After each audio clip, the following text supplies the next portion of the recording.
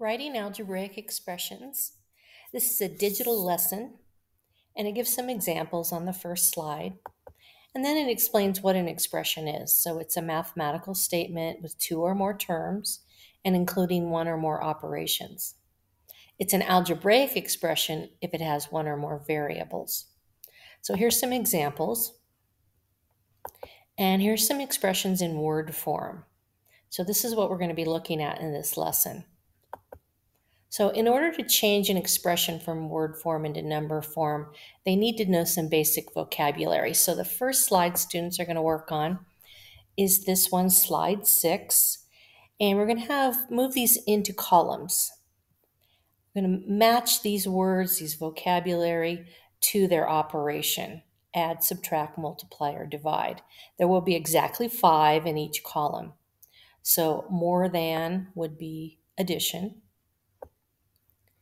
Difference would be subtraction. You just click and hold on the edge of these and then you can move them into place. Product would be multiply. And place into equal groups would be divide.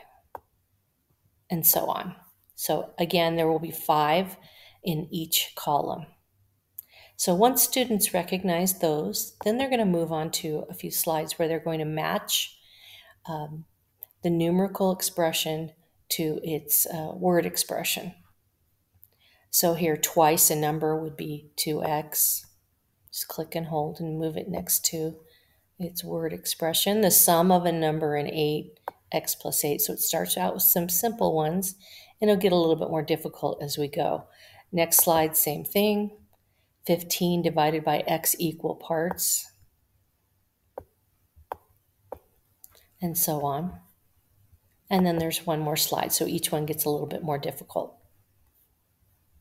Now on the next slide, after the practice they've had on the previous slides, now they're just going to write their numerical expression or type it in.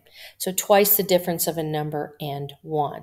So a number plus 1 would be in parentheses x plus 1. And twice that, we're going to put a 2 outside the parentheses, so it would look like this. And so on. So all of the teacher slides are included, so you can check all of these. You have the correct answers for each one. When they get to the final slide, it's a challenge problem. So this one's a little bit tricky. Students need an extra challenge. They can work on this one. And again, all of the answers are included for the teacher. So this is the digital lesson, writing algebraic expressions.